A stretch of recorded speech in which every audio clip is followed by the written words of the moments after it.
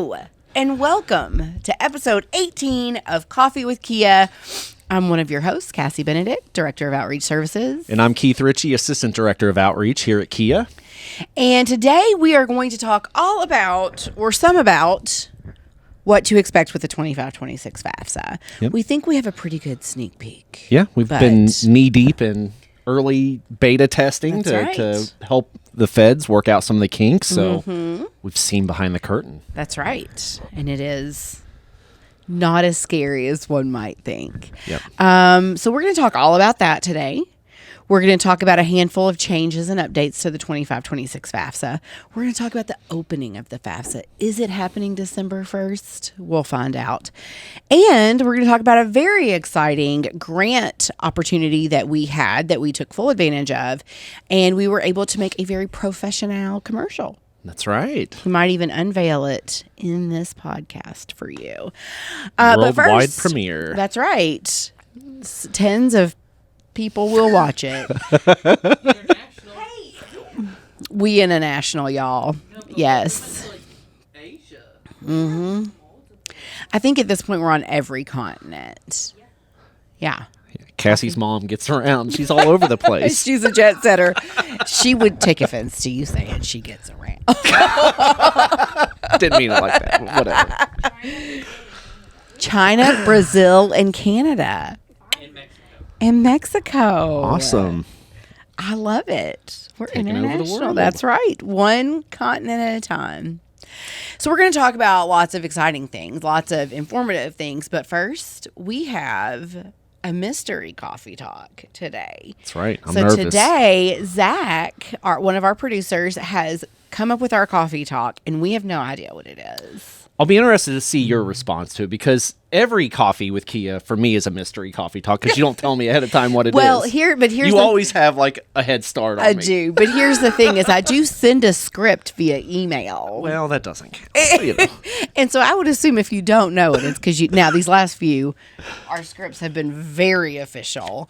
But usually I send a script via email and it includes the coffee talk topic. I'm like beating up my microphone today. You can hear it? Okay, I'll stop. Sorry. All right, Zachary. It's not the microphone's fault. Bite it too. If you could change one thing about you, what would you change and why? Oh my goodness. I could change one thing about myself. What would it be and why? Just one?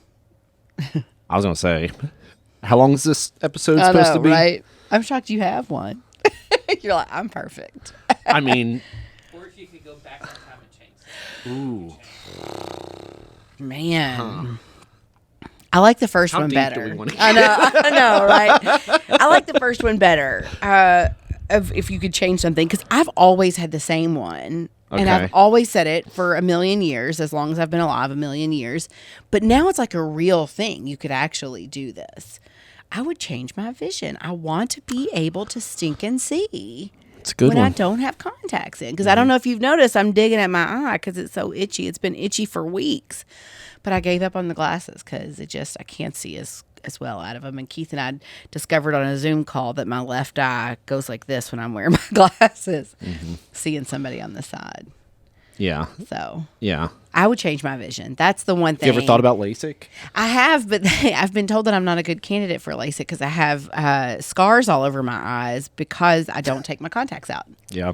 I think I've been told the same thing, unfortunately. Yes. So, okay. But maybe one day Yeah. get a really good doctor and It's have the technology improves. There I'm you- sure yeah. they'll find a way around that. Yeah, right? exactly. Just zap those those scars off. Yeah. I was going to say, I'm pretty sure there's lasers that they could do that. Really? I think so. Done. Okay. Done. See? KHEAA will give me a raise. I will get LASIK. There's hope for you yet. There is hope for me. Man, I can't imagine being able to see in the shower. Or if you don't have your contacts in and you, like, at night, you know, I mean, like, you wake up at night, like, what time is it? I don't know. Can't see. Can't see anything. Do you wear glasses? You have perfect vision? I have a bad habit of sleeping in my contacts, and then I feel like it dries out my eyes. And Yes. I'm sure that's where the scratches and stuff come from, I'm sure. But Yep. I used to have those like 30-day contacts like in high school. Right. That turned into like 6-month contacts for me. I have a distinct memory of somebody being appalled that I slept in my contacts. And they said, when was the last time you changed your contacts? And I said, right before I went to the hospital to have Embry. And at the time, she was 2 years old. And I had not taken them out or changed them in 2 years. That's crazy. Right? That's a long time. It's nasty. Well, you know the flip to the back of your head against the Have you seen those videos where people are pulling out tons of them? Daniel was like, I bet that's you. And I was like, I feel like I would know if I lost a contact randomly in my I'm not gonna lie. eyeball. I mean, I've had them like roll up there, Yeah. and it freaks me out. Yeah, it freaks me out, Like I start too. panicking. But I get it out. I do too. I don't just like, well, write it call off as a loss. Call it a loss. Give me another one. No. Yeah. Yeah. I'm thinking about my eyes. I can't touch You it. grossed out by, Have you ever worn my children contacts? touch my eyes. It takes some getting used to, like when you first do it. I remember, Yeah. I was like 16 or 17 when I first got contacts, and I remember it would take me so long to get them in and out. Like, Yes. it would take like 5-10 minutes. Yes. And your eyes would be like red and watery. Yes, I remember that. Yeah. Plus, When I'm did you- so what old. year were you? I was going to How say old the were you? contacts I feel like have gotten better. Yeah. because like They were you know, thicker back then. Exactly. Yeah. My dad wore a glass one. He's so old that his was glass. Yeah. Yeah. I mean, I've seen those before. I Yeah. didn't have those, but I feel like the contacts I used to wear, like in high school, have been discontinued. Like I think like there were lawsuits and stuff over the kind that I had. I'm not even joking. Like I legit think that there was something going on because you That's can't find hilarious. them anywhere. They don't So, exist. yeah. Okay, what one thing would you change about yourself besides sleeping in contacts? Mine would probably be sleep. I wish I could sleep. Yeah. I wish I could turn my brain off. Yes. Like at night. Right. I've never They been a do good make sleep- medication for that. That's what I hear. Yeah. I've heard that. Yeah. Yeah. But like now, you all talking about like getting contacts stuck in the back of your eyeball. Now I don't think I'll be able to sleep because I'm thinking about Ever that. again. You're right. So that didn't help my problem, unfortunately. That's a good one. Change it because you don't sleep. Like No, and I know Sometimes it's they'll- so that. Well, I don't sleep because I have children. she's I judging can- me for lack of sleep. Yeah, it's been better lately, but no, I don't sleep because I have like a lot of kids who are in bed with me. Would you sleep? I mean, did you sleep better? Well, like obviously you slept better before kids. I've but like, gone through periods in my life where I've battled insomnia. Yeah. And like, you hear this is I feel like we're getting real into it. You hear about people who like OD on like sleeping medication. And I remember being in the throes of like bad insomnia and thinking to myself, like, I get it. Because like you just want to go to sleep. And like I would take like a Tylenol PM and then a Benadryl and then another Tylenol PM and I'll be like, okay, I have to stop and just like live with the fact that I cannot go to sleep tonight. Because I was, you can OD on that kind of stuff. Sure. And so I've gone through periods of my life where I've had bad insomnia. But in the last 6 years, it's literally just been, babies, kids, and KHEAA. Yeah. That's why I don't sleep. Yeah, I can't chalk it up to the kids because I was a bad sleeper before kids. right. I've become a worse sleeper since kids, but I was never great at it. Yeah. I think we've talked about on probably previous episodes, like even in college, like I would be the one that would like get up and like get breakfast for everyone in the house and stuff Yeah. like that. It was just, I've always been like an early riser. I was not. Like, that Yeah. was not me. I was like I could sleep 12 hours every single night of my The life. only time I've ever in my life slept like that would be like if I was like sick as a sick. dog. Yeah. So That's a good one. Because it would change your life to get like solid sleep. yeah. Yeah. People I work with can tell if I've had a good or a bad stretch of sleeping. I feel like I try to be nice to everyone, and you Well, know, it's not that. It's not that. It's just, I don't know. I can usually tell when you've not had a good night of sleep. do I just seem off? Yeah, you just seem tired. Yeah. Yellow. Thank you. Recently, several members of our staff told Keith that they thought he had jaundice because he was yellow. And I said, it's just because he's sick and he's not sleeping. And they're like, no, he has jaundice. Yeah, they were ready to write me off. Yeah. Yeah, they wrote his obituary. Yeah. And then he got a couple good nights of sleep and you got well. Yeah. And he's Yeah. not yellow. Like I was on like multiple antibiotics and everything, and then like it took like a weekend of just like sleeping in. I'm like, Yeah. oh, now I'm better. Yeah. Now he no longer has jaundice. His liver has rejuvenated itself. All right. Let's talk about the FAFSA because Zach and Lene have a meeting in 22 minutes. So, so if you're listening and you think our podcast should be shorter, you can get your wish. Got you covered. All right, beta update. So we're about to open beta 4 right now. We have, I'm trying to do quick math in my head. We have probably filed, what would you say, 1,500 FAFSAs or more? Yeah, at in the least. state of Kentucky through the beta phases. And they've all been really successful and really good. And so we'll see how many we file for beta 4. Yeah, it's been pleasantly a great surprise to get through the FAFSA. The form itself, I think, is really good. Absolutely. A lot of the kinks that we saw last year, I would say most of them have been resolved. There are still a few others that are still kind of hanging out there that they're working on, but they are continuously updating and trying to resolve these as much as they can before the grand opening in December. Yep.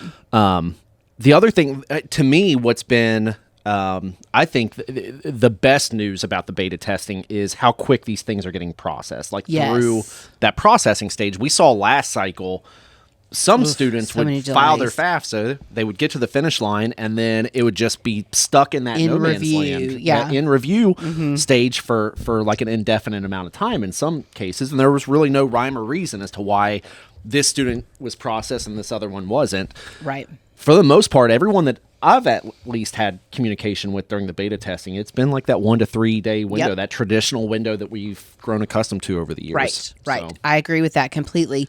And I feel like, too, the other piece that's happening that was a wild card last year, institutions are receiving ISIRs. yeah. And if you remember last year, they didn't start receiving ISIRs until April when the FAFSA opened in Which caused a December. domino effect of everything getting pushed back. Absolutely. So that was really tough for everyone involved. Right. And so the fact that institutions are already receiving ISIRs at the rate at which they're processing is huge for this cycle. Absolutely huge. One of the things that I found interesting is that first, KHEAA was the only state agency that was involved in a beta test. So that was huge for us. And then the other thing is that they are the feds are updating us. They are correcting issues as they happen in the beta phases. At times, right there in the moment, like, you know, you make a phone call, you tell them about a bug, they get in there, fix it, it's immediately fixed. They're fixing things also for the 24-25 FAFSA so that, like, if there's a late filer Right. wanting to go to school next semester, they file their 24-25 FAFSA today, it's going to have fewer bugs than it did 2 weeks ago. Sure. And then also there was another thing, and now it's gone out of my head. I don't know. It's gone. We'll just scratch that off the updates. list. Yeah. Beta. I'm like trying to remember what it was because I was leading up to it. Well, I know you had mentioned, you know, at the beginning of that we were the only state agency, you know, involved in some of these Right. early beta windows. One thing also that I think is a feather in the cap of Kentucky is, remember, you know, the initial beta 1 stats that we were not a part of. We Right. got involved beta 2, 3, and 4. Well, it was something, what was it, like the completion percentage? Yeah. was like- From interest to completion, Yeah. 4% rate. So we're talking beta 1, 4% actually got to the goal of The finish actually line. completing a FAFSA. And our numbers blew that out of the We're in park. like the 60%, like Right. the 60 percentile of the people who tell. And this is we even added a layer because ours is from KHEAA interest form. So the students have to do a KHEAA interest form, then they have to get their FSA ID, then they have to do an FSA interest form.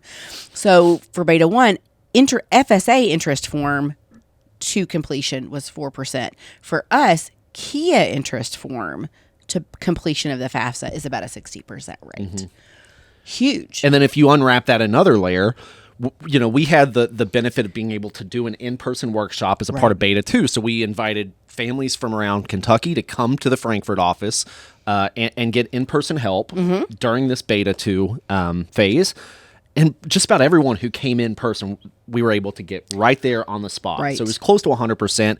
I think there was like one family or two families who came back a second day to kind of wrap something up. But by and large, if you were able to get through the hoops of registering correctly, getting the FSA ID set up with no kinks, and you were able to come to the in-person workshop, you completed your FAFSA. 100%. At 100% rate, they were completing their FAFSAs. So, yeah, I think it's really something to be proud of. I'm interested to see what all comes out of this. I did remember what I was going to say. okay. But It wasn't my 4% thing. It wasn't the 4. That was good. I'm glad you said that. It goes actually into the next thing on our list, which is changes and updates to the 25-26 FAFSA. We did get confirmation that students whose parents have no social, those checks and balances are kind of waived for the whole year, for the whole cycle. Yeah, and earlier that messaging was, they were kind of not so strict about doing the identity verification documents and all of that, but they were still encouraging families to do that on your own time, but they would let you go through the process. And initially that messaging was at some point in this 25-26 cycle that's going to go away. But it sounds like they're not quite where it needs to be. Still, yeah. And I'm just happy that they are making those accommodations now. Absolutely. Because that to me has been the biggest nightmare of last year's FAFSA cycle. It was just like a never-ending resolution. Right. It was supposed to make the FAFSA more accessible for students of mixed status families, and it made it less accessible to them. Because before, at least they could sign a signature page. Then they couldn't even do that last year. Right. And so now saying, okay, well, we're going to waive the identity verification methods, or at least, be more relaxed on them on the timeline. Now they can at least get an FSA ID and complete their FAFSA where they couldn't last and the year. the takeaway for a student or a family is that's incredible news because, it's something you don't want to forget about. You still want to kind of keep it in the back of your mind. You still have an incentive to try to gather those documents and get that off because at some point they are going to flip that switch and require it. But at least it's not going to hold up your money. Exactly. At this point. And that would give me a lot of solace if I'm a student looking to file this 25-26 FAFSA. Agreed. To know that that's not going to stand in the way of me receiving my 8 award. Right. So. Absolutely. Another change would be that, again, this year, this was the case last year. Again, this year, you cannot do a renewal of your FAFSA. Every FAFSA is like as if you're a first-time filer. And I appreciate the reason. It's so that the bugs don't carry forward from 24, 25 to 25, 26. It does, kind of create an additional hurdle for returning students. But I don't think the FAFSA is when it works well, it's so quick and efficient and easy that even a first-time filing is, maybe 10 minutes for a student. It's not like the old days of having to bust out your tax returns and go line by line through everything. So if everything continues to work as it looks like it will, shouldn't be that Really big no of an big issue. deal. Yeah. So one of the big questions, and we even kind of addressed this in a school advisory meeting we had last week, that one of the big questions has been, is the FAFSA actually going to open December 1st? Keith? Everything I'm hearing is that it's ready. I don't see why not. If it's already open to beta testers, it's functioning, it's processing, it's sending to institutions. There's literally no reason it wouldn't open December 1st. Yeah, and again, it wasn't just KHEAA or just Kentucky involved in this beta testing. Right. As you mentioned, we were probably involved with about 1,500 of these FAFSAs, so that we were one of 25 organizations. So if you think those numbers are anywhere near what we did in Kentucky, which they probably are similar in some cases, there are tens of thousands of these FAFSAs that have gone through at this point. So I feel like if there was going to be a delay, I can't predict tomorrow, but if there was going to be a delay, I feel like we would have seen a lot more issues with beta testing, and I think we would have heard something by now. I think so now too. we're just a few 2 weeks out. Exactly. Yeah. And I don't remember if it was after beta 2 or after beta 3, but they said that 35,000 FAFSAs had been successfully submitted and processed. Right. So if right now, today, we can submit and process 35,000, we're still going to have the system delays where everyone gets on December 1st and there's going to be some slowness to the site, if you will. But that's that not a happens new every thing. year. Yeah, that happened 10 years ago. So, just like anything, when something that's been heavily anticipated opens up, any website's going to go through some growing pains when that happens. So if you're a student or a family and you're chomping at the bit that, all right, come December 1, I'm jumping on there. If it doesn't go so smoothly, my advice, just back out for a few Yeah. days. Let them work through the kinks. Let that volume trickle down a little bit, and then you'll probably have a much smoother Yes. experience. And I tell parents, and I've told, again, like for years, I've told parents low traffic, like think about low traffic times. Yep. If you get up early in the morning, there's not going to be a lot of people on there at 5 a.m. Yeah. Central Eastern time. If if you're a night owl, there's not going to be a lot of people on there at 11 p.m. midnight, So think about those low traffic times and file then rather than like when everyone gets out of school, when everyone gets off work. Like that's when people are filing. I think that's a great point. I know, over the years of working in financial aid and college access, doing a lot of FAFSA workshops, you could always tell like when the West Coast starts opening up the FAFSA. Yep. Because it seems like everything will be going great, and then somewhere around lunchtime in the Eastern time zone, things go a little haywire sometimes. Yes. And I think it's just the volume, the traffic, and I think all so of that. too. So Yeah. I think that early morning, late night, as you said, typically folks have a little bit more luck. Right. Yeah. Right. One last thing before we hop off here today. We were back in May. NCAN opened, they're our national partners, National College Attainment Network. They opened a grant opportunity. And it's a sub grant of a larger grant that they have to people who do direct support to students, to agencies who do direct support. And it was kind of like a unique FAFSA innovations or unique FAFSA support innovations kind of grant. And then we also got the ECMC FAFSA student support strategies grant, which kind of overshadowed because that was $977,000 versus the $10,000 we got from NCAN. And so everything was kind of pushed to the back burner and in the back of the back burner and then pushed off the stove completely for a while. And so we got an extension, and then we finally were able to do what we had planned to do with that money, which was to make a legitimate, professional, high quality, not LQ, HQ, high quality commercial with that grant money, with that $10,000. And just to give you guys a little bit of background, I come from the commercial world. So my husband makes TV commercials and movies and all the things. So I've been doing that with him for 11 or 12 years now. I don't remember.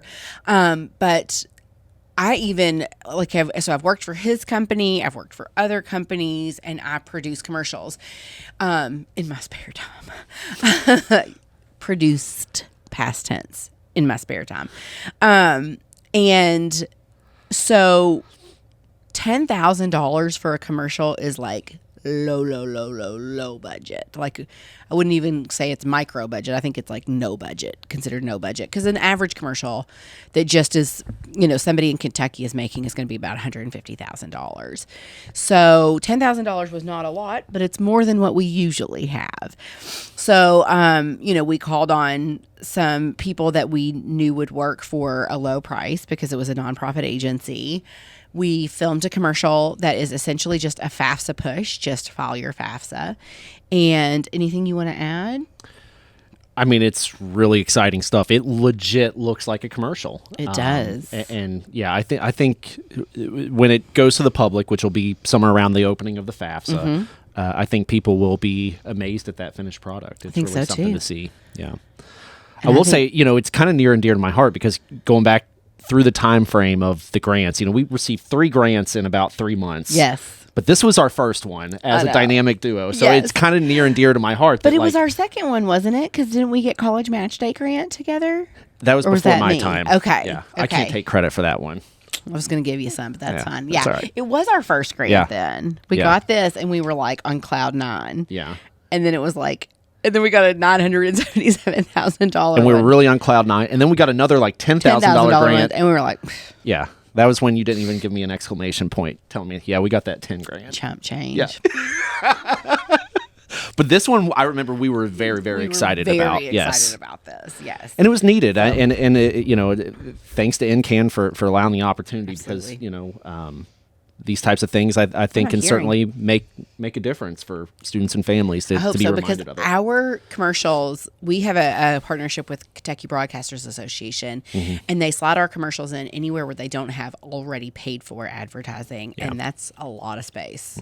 So our commercials get seen a lot by a lot of people. when we did our one, we partnered with Gear Up about a year ago or more. About a year ago, and we made a commercial that Gear Up.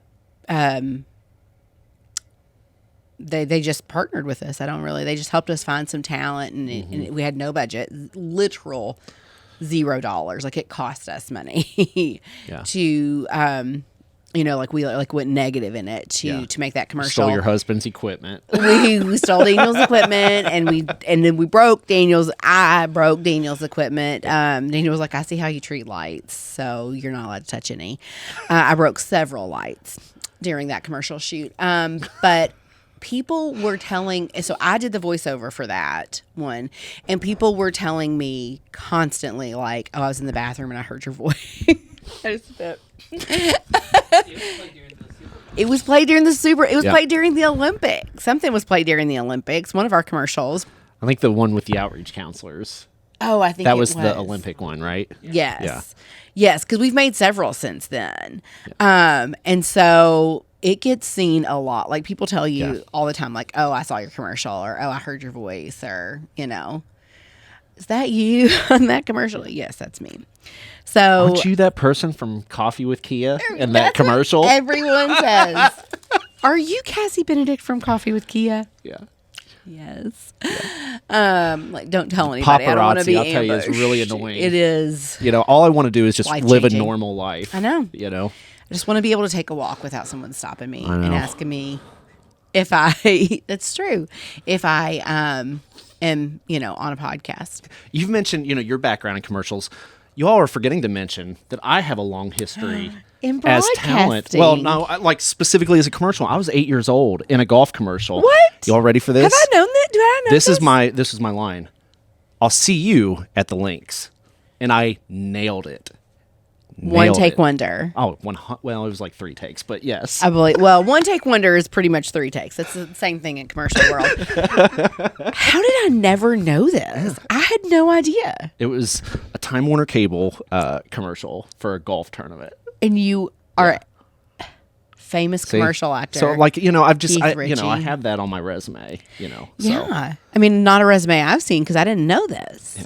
Yeah. So, But how do you keep stuff like this from us for so long? I just have these secrets about, my long acting career and, Yeah. So if you'll ever need me, just remember, I'll see you at the links. I'll see you at the. So you got to do it I'll see you.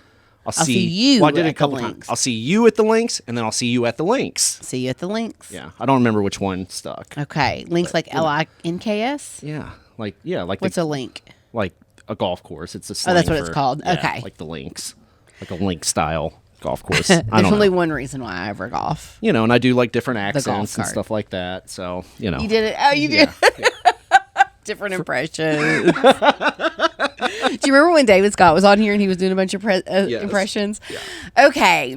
So now unveiling to the world the KHEAA 2024 FAFSA commercial. I'll see you at the links. From the moment they're born, you dream of giving them every opportunity. Mom, how are we gonna pay for this? We'll find a way. There's help to pay for college. The FAFSA opens doors to financial aid, giving every family a chance to make their dream a reality. File your FAFSA today, because the future you've dreamed of is closer than you think. Hope you loved it. You're going to start seeing it ad nauseum December 1st. And until then, KHEAA later. You didn't say it. I never do. You don't?